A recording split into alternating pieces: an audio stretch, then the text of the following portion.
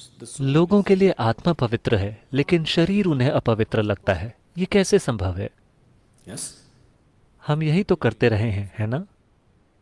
ये कहना कि ईश्वर तो पवित्र है लेकिन सृष्टि अपवित्र है, ये कैसे संभव है? ईश्वर का विचार ही आपके मन में इसलिए आया क्योंकि आपने सृष्टि को देखा, है ना? जब आपका जन्म हुआ और आपने आंखें खोली, आपने अपने आसपास देखा, वहां इतनी विशाल सृष्टि थी। आपके यहाँ आने से पहले कितना कुछ हो चुका था। बेशक आपने तो ये सब नहीं रचा, इसलिए आपने सोचा कि इसका कोई ना कोई रचयिता होगा। इसी तरह आप सृष्टा तक पहुंचे, है ना?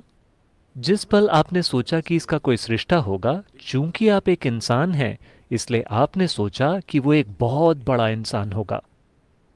मेरे जैसा छोटा आदमी तो ये सब नहीं कर सकता। निश्चित रूप से वो एक बहुत बड़ा इंसान होगा। सिर्फ 2 हाथों से वो इतनी रचना कैसे कर सकता है? निश्चित रूप से उसके 8 हाथ होंगे। Isn't it? Isn't it so? अगर आप एक भैंसा होते तो आप सच में ये सोचते कि भगवान एक बहुत बड़ा भैंसा होगा। Isn't it so? Yes or no?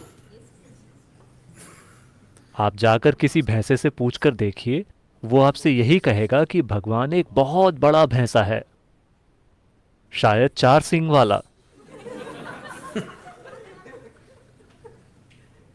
You know Idi Amin? आपने ईदी अमीन के बारे में सुना है, युगांडा वाला?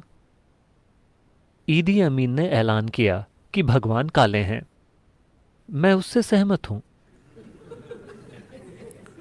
अगर गोरों के भगवान गोरे हो सकते हैं तो कालों के भगवान काले क्यों नहीं हो सकते? पर वे दोनों ही भ्रम में हैं। हम जानते हैं कि भगवान सांवले हैं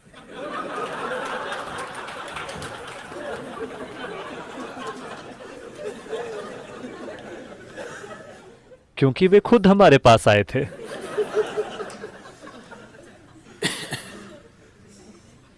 कुछ समय पहले मैं अमेरिका के नेशविल शहर में लोगों के एक समूह से बात कर रहा था और मैं उन्हें एक चुटकुला सुना रहा था। उस चुटकुले में मैंने भगवान को एक पुरुष की तरह संबोधित किया। तुरंत ही कुछ महिलाएं खड़ी हो गईं। क्या आप भगवान को पुरुष मानते हैं? मैं समझ गया कि बात कहाँ जा रही है। मैंने कहा, मैं केवल आपको एक चुटकुला सुना रहा हूं। नहीं, आपने पुरुष का संबोधन किया। क्या आप भगवान को पुरुष मानते हैं? वे चुटकुलों को बहुत गंभीरता से लेते हैं। अब औरतें बहस कर रही हैं कि भगवान एक औरत भी हो सकते हैं। ऐसी समस्याएं केवल उन संस्कृतियों में ही हैं। भारत में हमारे पास पुरुष भगवान, स्त्री भगवान, गाय भगवान, बंदर भगवान और हर आकार व प्रकार के भगवान पाए जाते हैं। रेंगने वाले, चलने वाले, उड़ने वाले। क्योंकि हमें भविष्य में आने वाली सभी समस्याओं का अंदाजा था।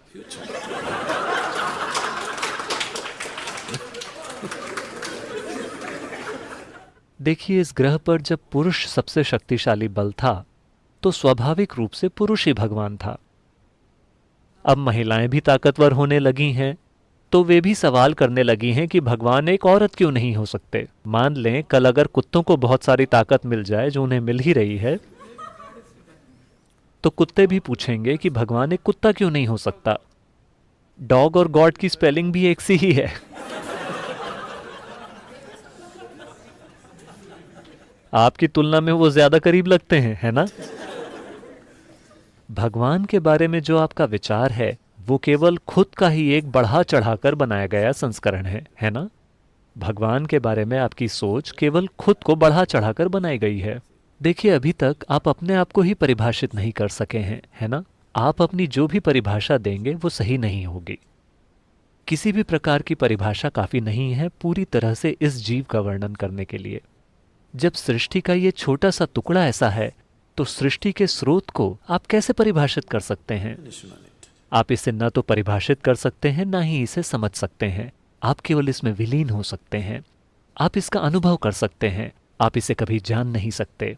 आप इसे ज्ञान नहीं बना सकते। whatever you know. आपको ईश्वर के बारे में जो भी ज्ञान है वो पूरी तरह बकवास है, सांस्कृतिक बकवास। जिस भी तरह की संस्कृति में आप हैं, आपका ईश्वर भी उसी तरह का होता है ना? इसका केवल अनुभव किया जा सकता है। अनुभव का अर्थ ये नहीं है कि आप इसे खा सकते हैं या आप इसे समझ सकते हैं। नहीं, आप बस इसमें विलीन होकर ही इसे अनुभव कर सकते हैं, और कोई तरीका नहीं है। इसलिए हम केवल विलीन होने के उपाय तलाश रहे हैं, ताकि हम उसे अनुभव कर सकें जो हमसे कहीं ज्यादा विशाल है। Ourselves.